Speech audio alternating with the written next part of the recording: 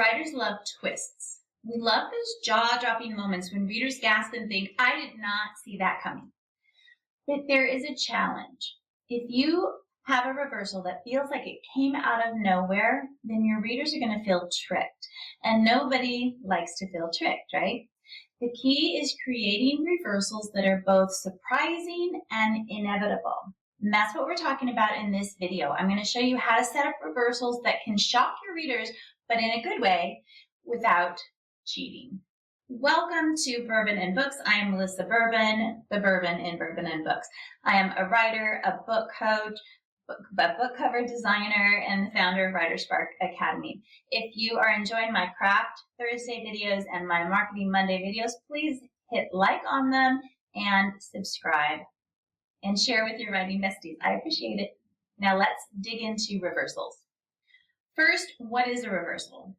A reversal is when your story or a story takes an unexpected turn, when something we thought was true suddenly isn't, or when a character makes a choice that flips the situation.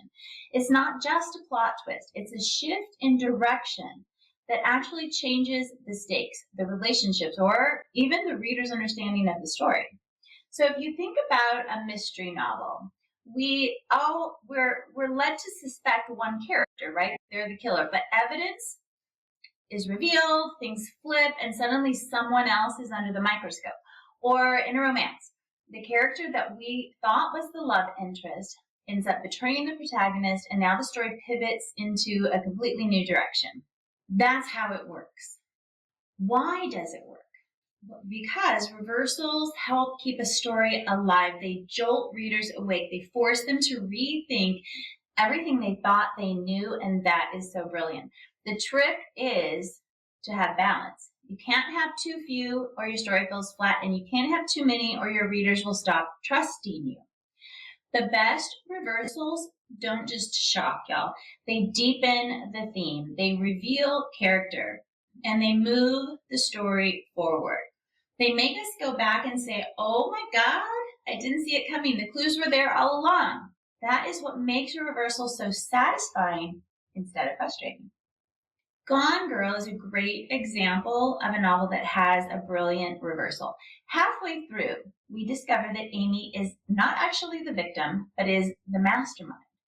That reversal is incredibly shocking, right? But it's not cheating because we've seen her meticulous personality and we've seen hints about her controlling nature all the way through. So when we understand that she's the mastermind, we're like, oh, yeah, that makes sense. Or Harry Potter and the Sorcerer's Stone. For most of the book, we suspect that Snape is the villain, right? But the reversal reveals that Quirrell is behind it all. The groundwork has been laid. Snape's red herrings and Quirrell's nervous tics. But we just didn't connect the dots until the big reveal. Another great example of a reversal. So how do you surprise without cheating? You want to lay the breadcrumbs. Readers should be able to look back and see the trail that you left. In The Bibliomancer's Daughter, one of my novels, there's a scene where Pippin, my protagonist, trusts someone she really shouldn't. When that reversal hits and the person's true motives are revealed and Pippin realizes the truth, the readers can connect the dots back to the little hints that I sprinkled in earlier, the hesitations in dialogue, the shadow of guilt, a too quick explanation. I laid it out to be discovered. Playing with the reader's assumptions is another thing. Reversals work because readers fill in the blanks. That's how the sixth sense works so brilliantly. We assume, right, that Bruce Willis's character is alive because the story never explicitly says otherwise, and we have no reason to suspect otherwise. So when the reversal comes, we realize the movie never actually lied. We just assumed, and we can go back and watch the whole thing and see all the clues. In The House of Spells and Secrets, another of my novels, Rowan believes that Warren's magic is rooted in something very external. But the reversal comes when she realizes his power is entwined with her family's past. So I never lied to the reader. I just let Rowan and the audience make an assumption. Character-driven, not plot-driven reversals. A reversal lands really hard when it grows out of character, not just plot mechanics. So if a character, say, acts out of left field simply to shock, it feels fake, right?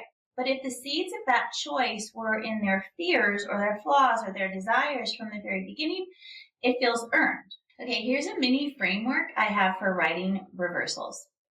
Set the expectation. You want to let the readers believe the story is heading in one direction, and then you'll turn it on its head for them. You're going to plant clues, tiny subtle details that can be reinterpreted later. You want to deliver the flip, upend the expectation in a way that feels shocking, but also inevitable. And you want to raise the stakes. The reversal should change the story's trajectory. It should make things more dangerous, more emotional, or more uncertain. Remember, the best reversals aren't about fooling your reader. They're about respecting your reader, giving them the tools to almost see it coming, but not quite, because you're a step ahead of them. When the moment hits, they should feel both really surprised, but also really satisfied. If you want to keep your readers turning pages late into the night, then I really recommend that you try to master the art of reversal, because that's going to do it. Let me know in the comments, what's your favorite reversal that you've ever written, or one that you loved so much as a reader? I would absolutely love to hear and use it as an example in a future video. And don't forget to like and subscribe so you don't miss next week's Craft Thursday. Until then, happy writing.